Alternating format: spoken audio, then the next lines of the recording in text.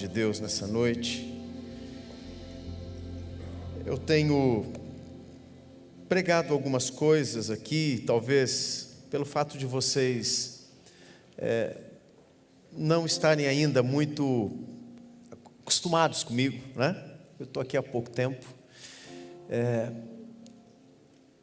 Eu gosto de fazer alguns momentos do culto da igreja, de pregações. Nós temos temas variados, né, que nós podemos trazer para a ministração da palavra. Mas de vez em quando eu gosto de provocar o coração das pessoas. Gosto de, através da palavra, nos conduzir a alguns tipos de interrogações. Eu não quero ficar mastigando as coisas para você. Eu quero aplicar o texto das Escrituras para que o Espírito Santo trate com cada um de nós na medida da nossa necessidade. Então, algumas pregações, elas são mais diretas. A gente tira do texto bíblico uma lição direta. Outras, nós precisamos digerir um pouquinho mais. Isso exige de nós um pouquinho mais de esforço. Mas não fui eu que inventei isso. A própria Escritura nos traz estas expressões, estas frases que nos levam a pensar coisas a respeito de nós, a respeito da nossa vida, de como nós estamos lidando com o dia a dia. Alguns alimentos que nós fazemos são miojo, a gente come rapidinho e está ali, não é muito nutritivo não, as crianças gostam, né?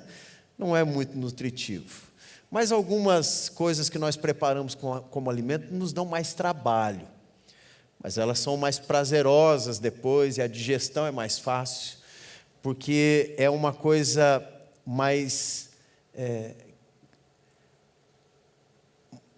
melhor, é melhor mesmo.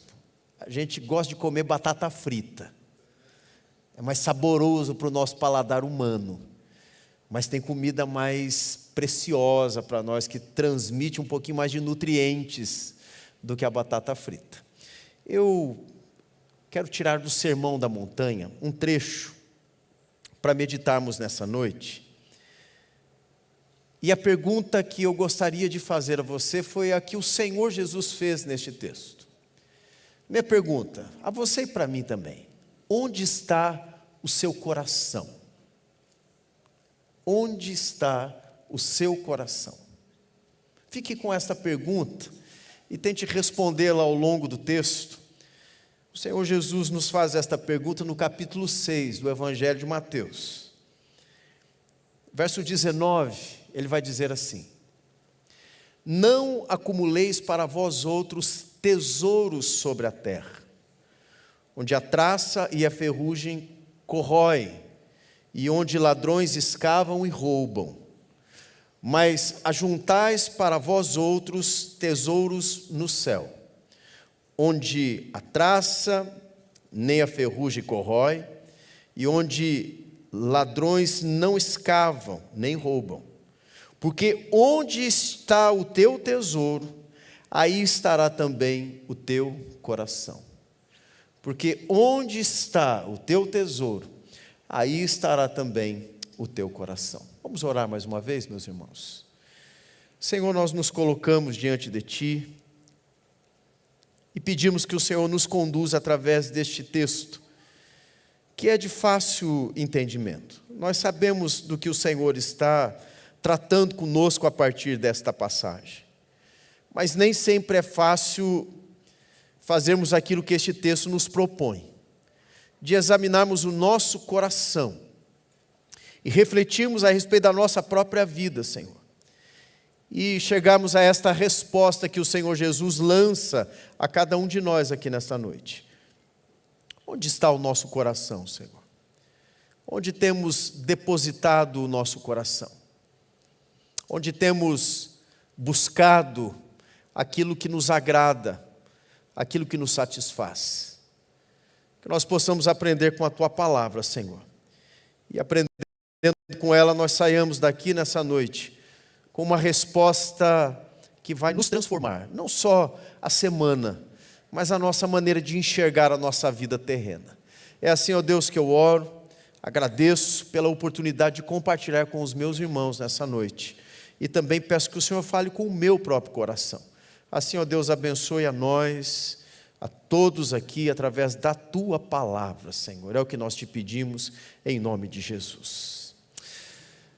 Traduzindo esta pergunta, onde está o seu coração? Nós vamos pensar da seguinte maneira: o que Jesus está perguntando aqui é o que nós mais valorizamos em nossa vida.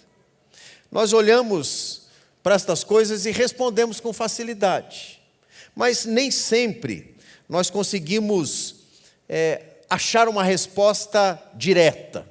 Nós podemos dizer assim: eu valorizo a Deus, eu amo a Deus, eu busco a Deus, eu vivo para Deus. Alguns vão dizer: não, o que eu mais valorizo nessa vida é a minha família. Outros, a igreja. Essa igreja, eu gosto dessa igreja, eu tenho um valor, um amor especial por este povo aqui. Outros vão dizer, de uma forma mais espiritual: não, a minha comunhão com Cristo, é isso que eu mais valorizo. Nenhuma destas respostas estão necessariamente equivocadas, mas às vezes nós respondemos essas coisas de uma forma muito imediata. Nós não avaliamos claramente ou acuradamente aquilo que realmente está no nosso coração. Eu gostaria de propor talvez um desafio. Se alguém examinasse a nossa agenda semanal, se alguém olhasse a nossa conta e visse ali os nossos gastos, se nós colocássemos à prova as conversas que nós temos nas nossas mídias sociais, ou no WhatsApp, ou mesmo pessoalmente, se alguém pudesse examinar a nossa mente e observar as nossas preocupações, aquilo que nós projetamos para a nossa vida, os planos que temos, o que essa pessoa concluiria a respeito do que nós mais valorizamos? Será que as respostas que damos imediatamente, Deus, família, igreja, comunhão, seriam as mesmas respostas que alguém, tendo ali um inventário mais aprofundado da nossa vida, conseguiria chegar a respeito do que nós mais estamos valorizando de fato? É esta pergunta que o Senhor Jesus lança para o coração dos discípulos. Ele está falando com os seus discípulos. Ele está se referindo a estas coisas que são mais profundas do que simplesmente uma resposta rápida, quase que protocolar dos nossos lábios. Se você observar o contexto desta porção das Escrituras, ela está inserida num momento em que o Senhor Jesus fala de coisas que nós buscamos. Ele vai falar de jejuns, ele vai falar de ofertas, de esmolas, ele vai falar de oração, e todas estas coisas ele coloca uma frase, que em algumas ocasiões nós fazemos isto, para sermos vistos pelos homens, e por isso nós oramos em público, com palavras teológicas, com eloquência, com voz imposta, e não no secreto, como deveria ser no contexto do texto de Mateus. Nós oferecemos ali grandes doações, como ele coloca, para sermos vistos pelas pessoas, mas não como deveríamos fazer, ou seja, o que uma mão oferece, a outra nem precisa ficar sabendo.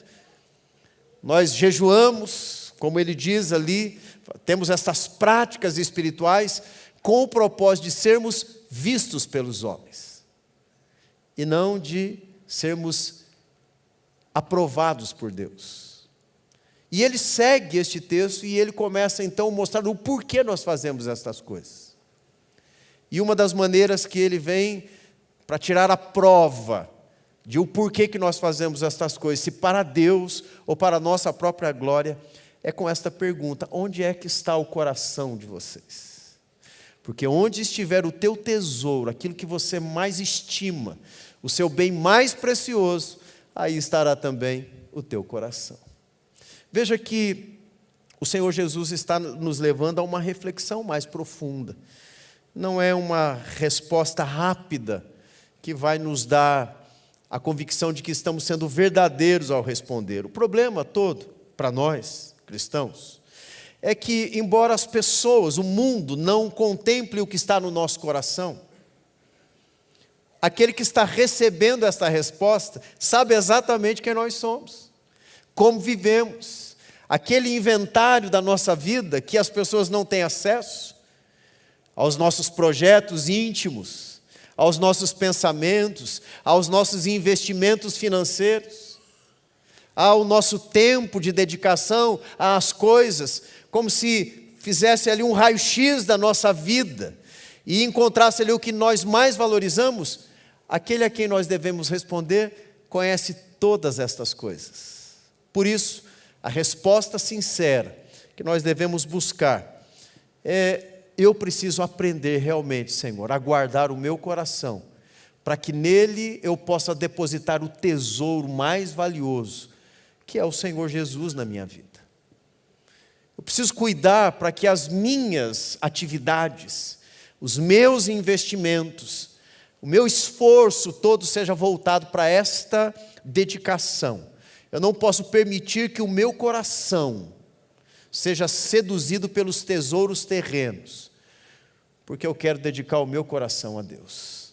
E o Senhor Jesus vai nos dar aqui pelo menos 3 direções, ensinando a igreja, os seus discípulos a guardar o coração. A primeira, o Senhor Jesus vai dizer que nós, que somos aqueles que devem ter o próprio Cristo e a relação com Cristo realmente como o nosso bem mais precioso, nós deveríamos rejeitar os tesouros que perecem. O texto vai dizer exatamente assim: não acumuleis para vós outros tesouros na terra. Aqui o Senhor Jesus não está dizendo que nós não podemos ter riqueza, dinheiro, posses. Não é o ensinamento do texto. O Senhor Jesus não está aqui louvando a pobreza financeira. Ele não está dizendo que quando eu sou pobre financeiramente, quando eu dou tudo o que eu tenho, eu estou então aprovado por Deus. Nós sabemos que nem sempre nós fazemos isso com o coração íntegro. O exemplo de Ananias e Safira em Atos dos Apóstolos é um exemplo claro. Aqueles dois, um casal, decidiu vender uma propriedade, mas eles não tinham a intenção realmente de fazer aquilo em consagração a Deus. Eles mentiram a respeito dos valores. Eles queriam era aparecer, ganhar ali a projeção dentro da igreja primitiva. O que o texto está dizendo é que nós não deveríamos investir nestas coisas que perecem, porque estes tesouros terrenos são incapazes de sustentar o coração. Porque tudo o que pertence a este mundo, ele é sujeito à deterioração. Ele passa, ele se perde. O que é valioso hoje não tem valor nenhum amanhã. O que é muito importante para alguém hoje, amanhã não tem significado nenhum. Nós poderíamos colocar aqui bens como um objeto de exame. O que era valioso há 20 anos atrás? Será que tem o mesmo valor hoje? Algumas coisas ainda podem até possuir no sentido de ser antiguidades. Mas pega lá, sei lá, um Pentium 3. Bota lá na mão de alguém hoje, uma carroça. Para que vale aquilo lá? Existem coisas que são muito importantes em um determinado momento da vida, mas elas perdem o valor. O Senhor Jesus está primeiro, então, confrontando aqui algo que nós precisamos nos atentar: a acumulação das coisas, centralizada no eu, no eu. Veja que o texto vai trazer 2 palavras que elas têm a mesma base do texto grego, ou seja, a palavra é derivada da mesma expressão, acumular, que é o verbo, e o substantivo tesouros. Aqui é quase que o texto estivesse dizendo assim: entesourar tesouros. Essa seria a melhor tradução, a tradução mais literal, mas isso não soa bem na língua portuguesa. Então, acumular tesouros parece que está falando de ajuntar coisas. Mas a ideia de entesourar tesouros aqui tem a ver com dar valor a coisas que perdem o valor com o tempo, que perdem a sua propriedade de riqueza e a sua importância. O que o Senhor Jesus está dizendo é que existe uma prática no coração das pessoas, de dedicarem esforço, de atribuírem valor para aquilo que não tem realmente um valor de fato. Por isso o acúmulo aqui tem a ver com dar um crédito a algo que não é realmente valioso. A objeção do Senhor Jesus não está em acumular tesouros, não é em atribuir valor, mas está em que quando nós fazemos isso para nós mesmos, centralizados no eu. Ele diz: não acumuleis para vós outros tesouros, não acumuleis para vós outros. Nós podemos acumular dinheiro, tesouros, atribuir valor a coisas, às pessoas, a projetos, mas o que o Senhor Jesus está dizendo é que eu não devo fazer isso olhando para mim como o primeiro beneficiário. É a mesma coisa da oração que ele havia dito, do jejum que ele havia dito, da esmola que ele havia colocado anteriormente. Tudo aquilo era feito para quê? Para ser visto pelos homens. Aqui está o mesmo problema. Olhar para estas coisas como se elas nos dessem algum tipo de privilégio, como se elas nos dessem algum tipo de segurança. A ênfase, então, aqui não está simplesmente na posse, mas em transformar estes bens que são terrenos num tesouro para a nossa vida. Meus irmãos, quantas pessoas perdem a família investindo num negócio, achando que depois que ganharem muito dinheiro vão ter tempo para desfrutar dos bens que ele adquiriu com a sua família. Ao longo do percurso, ele perde a esposa, perde os filhos, e quando ele chega ao final, quando ele conclui o seu projeto, o seu propósito, o que ele tem? Nada. Aquilo que é mais precioso foi perdido. Algumas pessoas possuem muitos dons e talentos, mas elas não usam isso para a glória de Deus, e elas trabalham a vida inteira, buscando um favor próprio, um mérito próprio. Nós vemos, por exemplo, José do Egito. Ele acumulou uma grande quantidade de alimento. Deus estava usando aquele homem para abençoar uma nação, e em contrapartida os egípcios foram também abençoados, mas ele não fez isso em causa própria. Deus havia usado os talentos, a capacidade, a inteligência daquele homem, e deu a ele um grande projeto. Mas qual era o propósito? Abençoar um povo. A diferença aqui está que nós deveríamos administrar esses recursos com a responsabilidade de acumular alguma coisa para construir para Deus e não para nós mesmos. Por isso, nós não devemos buscar estas coisas, como o Senhor Jesus disse, acumulando como se fossem preciosas posses, tesouros para vós outros, para nós mesmos. A pergunta que surge aqui no coração é: por que eu faço isso? Por que eu estou tão empenhado no negócio? Por que eu estou investindo tanto da minha vida nisso? Será que é porque, tendo isso, eu vou me sentir mais seguro? Será que eu faço isso porque eu procuro uma posição mais importante, para me sentir mais especial? Quantas pessoas compram e compram e compram, com o único objetivo de se sentirem satisfeitas? Elas nem têm mais a necessidade. Você já deve ter conhecido alguém assim. Gasta valores astronômicos, adquirindo coisas que elas já possuem, e mais, só pelo simples prazer de gastar e adquirir alguma coisa. Tem gente doente assim, emocionalmente, perdendo tudo para ter aquele momentinho de prazer de comprar alguma coisa na internet. Cuidado, viu? Aquele modo fácil da Amazon, de num clique, não é isso que está escrito lá? Compre em um clique. Quantas pessoas dão centenas destes cliques, simplesmente para terem o prazer de sentir aquela adrenalina de gastar um dinheiro ali. O duro é depois pagar. O problema aqui que o Senhor Jesus não está apresentando não é ganhar dinheiro, ter projetos, estabelecer coisas preciosas para nós. O problema é quando nós fazemos isso para nós mesmos. Provérbios capítulo 11, versículo 28, diz assim: quem confia nas suas riquezas, cairá. E o final do verso vai dizer: mas os justos reverdecerão como as folhagens. Quem confia na riqueza, vai cair, vai morrer, vai murchar. Mas o justo não é assim, ele depende do sustento de Deus. Vejam o que diz Paulo, escrevendo na primeira carta a Timóteo, no capítulo 6, no verso 17, a respeito das riquezas. Ele diz: exorta aos ricos do presente século. Não é problema ter gente rica na igreja. Aliás, é Deus quem dá o dinheiro aos ricos da igreja. E Ele o faz para sustentar o trabalho que Ele tem colocado na mão da igreja, como missão da igreja. Mas tem uma coisa, Deus dá o dinheiro para aqueles que são fiéis a Ele também. Tem gente que fica tentando barganhar com Deus. Você acha que Deus é bobo?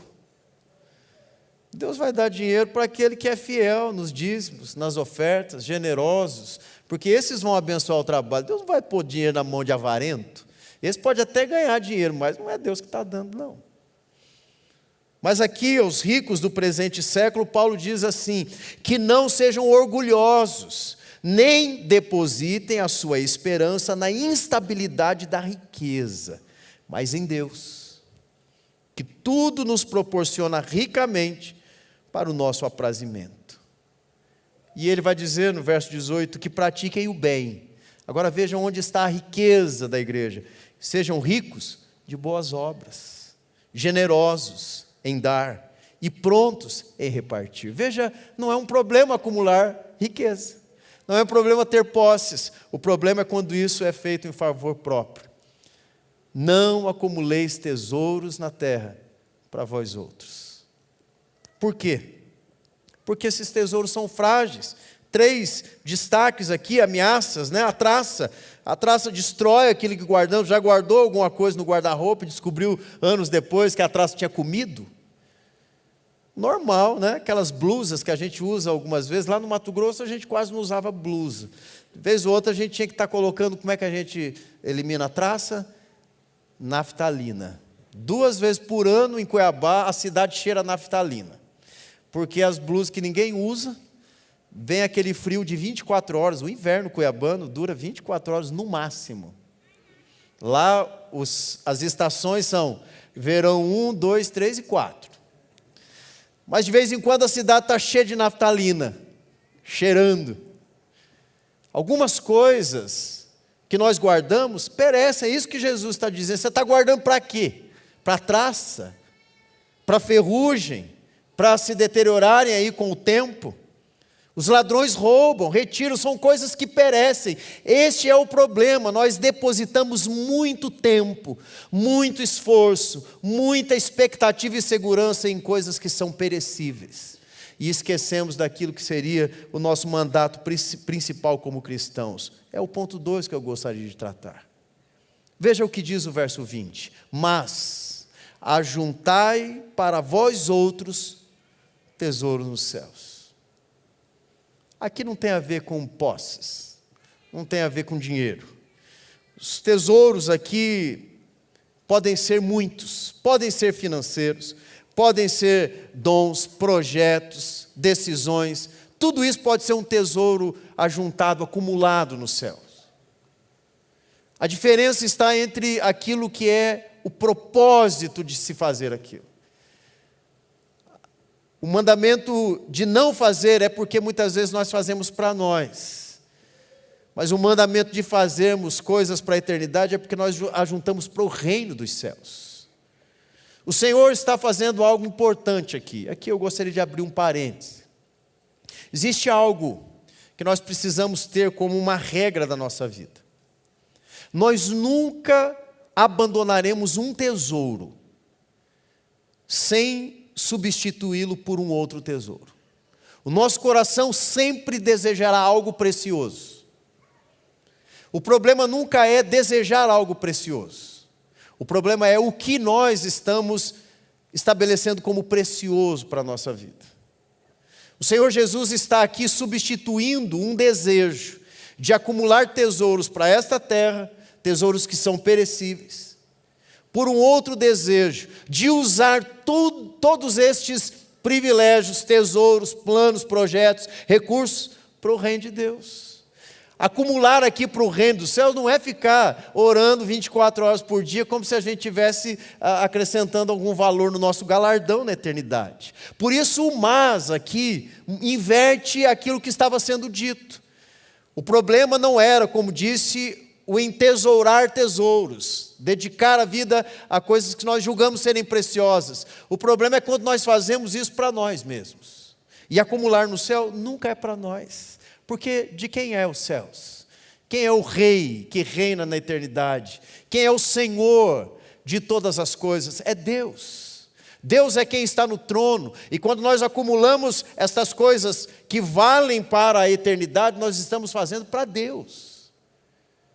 Não há problema em ter recursos deste mundo, como Paulo disse, mas usem estes recursos para que eles sejam boas obras, para abençoar a vida das pessoas, para serem gratos a Deus. Jesus então não está aqui dizendo, parem de acumular tesouros na terra. Ele não está dizendo isso.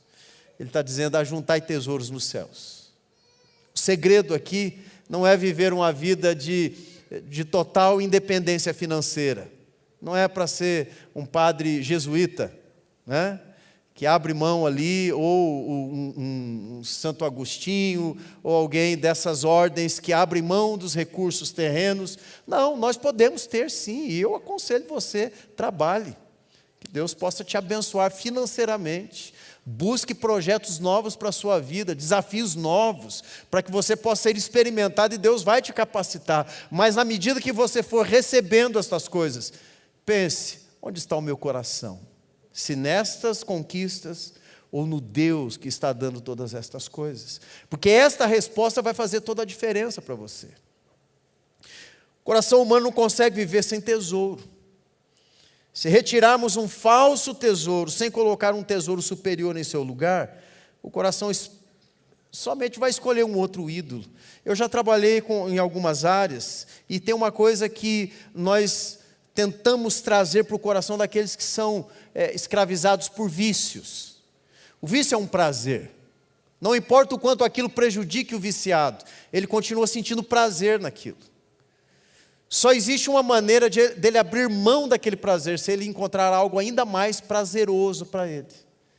Por isso a palavra de Deus diz que quando nós somos alcançados pelo Evangelho, o nosso prazer passa a estar na presença de Deus. É como aquele salmista nos diz no Salmo 1, o seu prazer está na lei do Senhor, e na sua lei medita de dia e de noite. A obediência a Deus se torna um prazer para o cristão. Eu quero ser como Jesus, isso é o que me traz satisfação, esse é o meu objetivo. Os tesouros operam no mesmo ambiente. Quando eu tenho algo que é precioso para mim, e eu substituo por algo que é ainda mais precioso, eu estou fazendo essa substituição, tesouros na terra, que seria só para mim, para algo que seria para a glória de Deus. Por isso a pergunta, onde está o teu coração? Buscai as coisas lá do alto, diz Paulo aos Colossenses. Pensai nas coisas lá do alto, não nas que são aqui da terra. Porque Paulo vai dizer aos Filipenses, nossa pátria não está aqui, ela está nos céus. É para lá que nós estamos indo, e é para lá que nós devemos enviar os nossos recursos terrenos. Este é o nosso depósito seguro. Não significa abandonar as nossas responsabilidades aqui, os nossos projetos, o nosso trabalho. Significa cumprir estas responsabilidades aqui, que são presentes, com os olhos voltados para a eternidade, e não para a minha vida aqui e agora.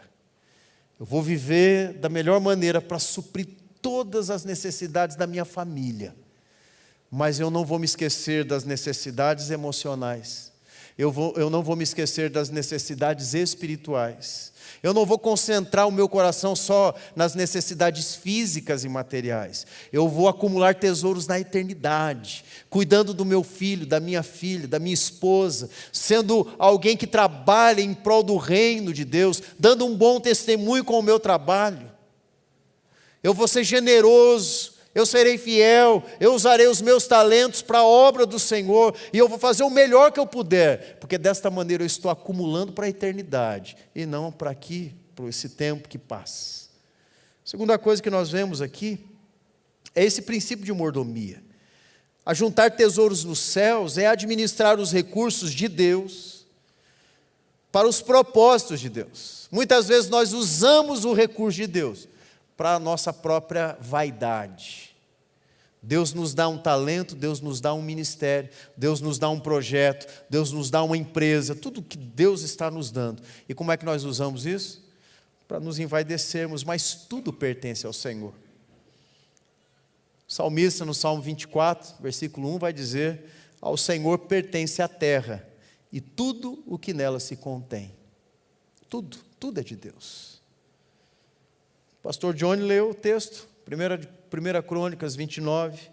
Tudo vem de ti, das mãos de Deus tu damos. Nós pegamos o dinheiro, é aquele filho pequeno que não trabalha e vai dar o presente dia dos pais. Aliás, está chegando, né? Aí o que o filho faz?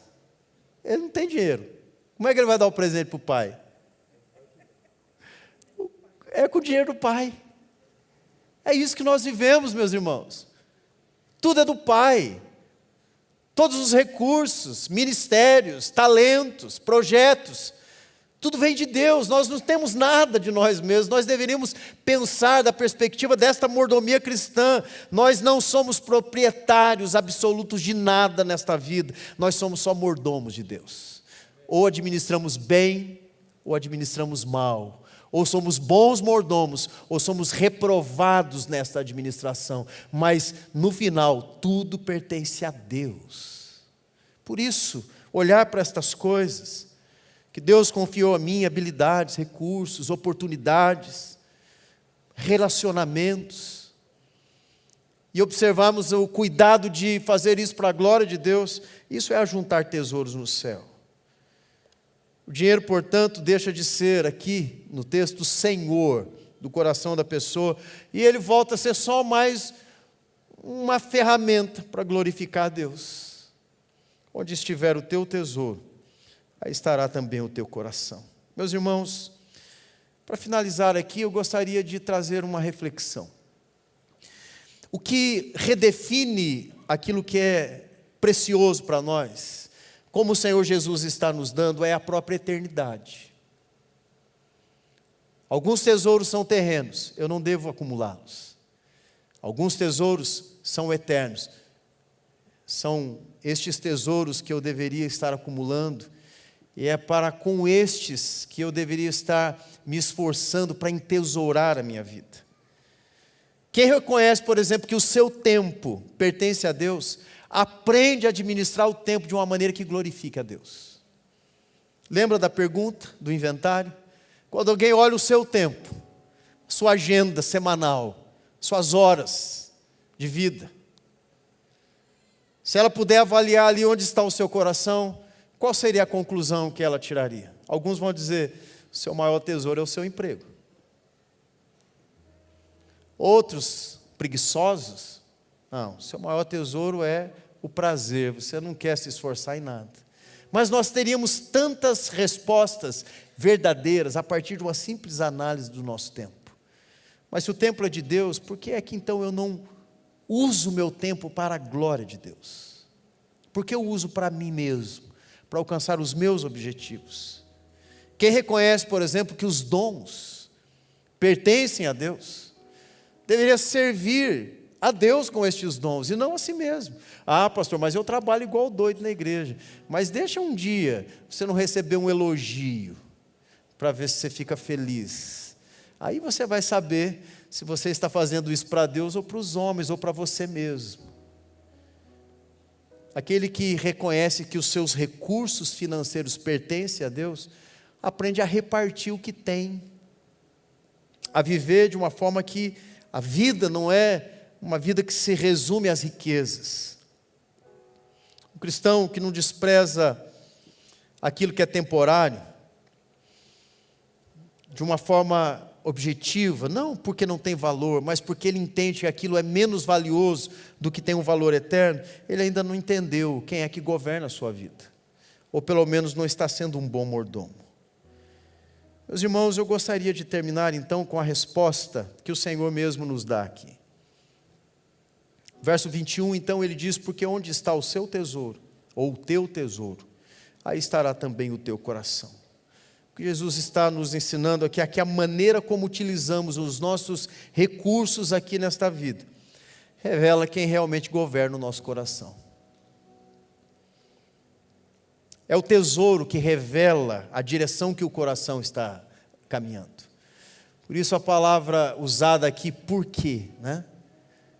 Porque apresenta a razão das duas coisas anteriores.